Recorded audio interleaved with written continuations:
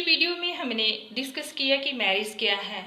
आज हम डिस्कस करते हैं कि नवरात्रों का हमारे जीवन में क्या महत्व है या नवरात्रों की उत्पत्ति कैसे हुई। अगर हम देवी पुराण के अनुसार लेते हैं तो महिषासुर नामक एक दैत्य हुआ जिसकी प्रवृत्ति बहुत ही निम्न और दुष्ट स्तर की थी। उसने ब्रह्मांड में अधर्म, पाप, अराजकता और अनाचार का फैलाव कर रखा था क्योंकि वह बहुत शक्तिशाली था। महिषासुर ने देवताओं को युद्ध में पराजित किया और उनसे उनका राज्य भी छीन लिया। देवताओं द्वारा महिषासुर को युद्ध में हरा पाना असंभव था क्योंकि महिषासुर ने सृष्टि रचयिता ब्रह्मा की तपस्या की थी और वरदान प्राप्त किया था कि जब भी मेरी मृत्यु हो तो एक स्त्री द्वारा ही हो।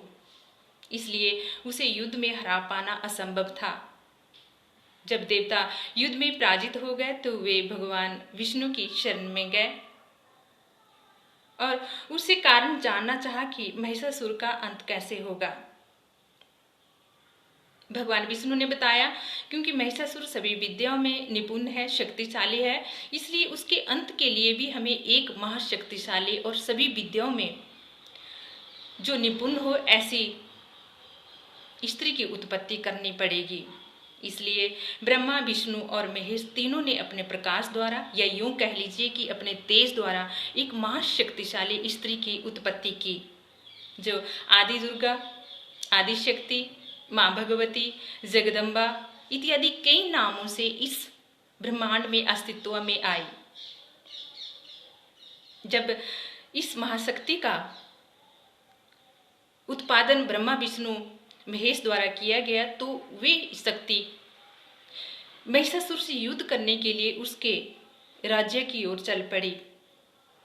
महाशक्ति देवी ने महिषासुर को युद्ध के लिए ललकारा और महिषासुर और माँ जगदम्बा के बीच में युद्ध हुआ। युद्ध में माँ दुर्गा या आदिशक्ति, माँ भगवती या यूं कह लीजिए कि माँ दुर्गा विजय रही और महिषासुर का महाशक्ति द्वारा वध कर दिया गया। इस प्रकार महाशक्ति ने देवताओं को उनका राज्य पुनः से वापस किया। तभी से इस महाशक्ति को कई रूपों से जाना जाता है और इस महाशक्ति का तभी से साधना, पूजना, आराधना भी देवी देवताओं द्वारा शुरू की गई।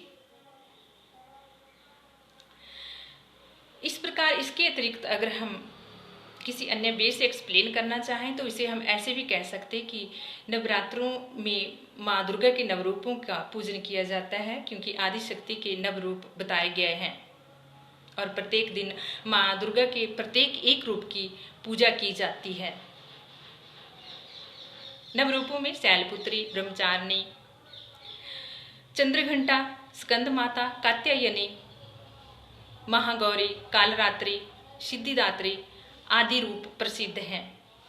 इस प्रकार नवरात्रों में इन सभी रूपों का पूजा पाठ, साधना, आराधना किया जाता है। इसके अतिरिक्त हमारे धार्मिक शास्त्रों में ये भी मान्यता है कि इन नवरात्रों में या इन दिनों में जो साधना आराधना की जाती है उसका फल बाकी दिनों की साधना से कई गुना ज़्यादा है क्योंकि ये दिन विशेष रूप से साधना, आराधना और पूजा पाठ के लिए ही प्रसिद्ध हैं। ये निश्चित किए गए हैं।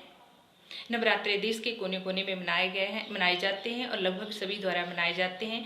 इसलिए वातावरण में एक अलग सी पॉजिटिविटी का वातावरण बना होता है क्योंकि सभी लोग जितना हो सकता है उतनी माँ की साधना या पूजा पाठ करते हैं, माँ को खुश करने की कोशिश करते हैं।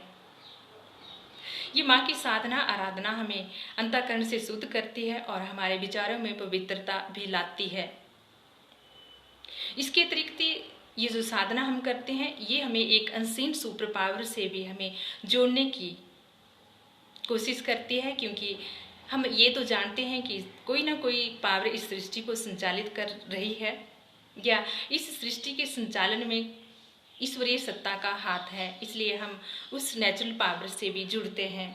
जब हम इस नेचुरल पावर से जुड़ते हैं तो ये हमारे अंदर जो एनर्जी या ऊर्जा का स्रोत है इसे और बढ़ा देती है और हमें पॉजिटिविटी की ओर लेकर जाती है। इसके अतिरिक्त ये जो स्पिरिचुअल फेस्टिवल होते हैं हमें सहयोग, भाईचारे और आपसी सद्भावना का भी मैसेज देते हैं। हम सभी को इन्हें मिलकर मनाना चाहिए। नवरात्रों में विशेषकर कंजक पूजन भी किया जाता है और कन्याओं को हर तरह से प्रसन्न करने की कोशिश भी की जाती है, क्योंकि इन कन्याओं को दुर्गा का रूप ही माना जाता है। इस प्रकार हमारे जीवन में, या यूँ कह लीजिए कि संस्कृति में, इन धार्मिक पर्व का बहुत ही महत्व है। धन्यवाद। जय हिंद।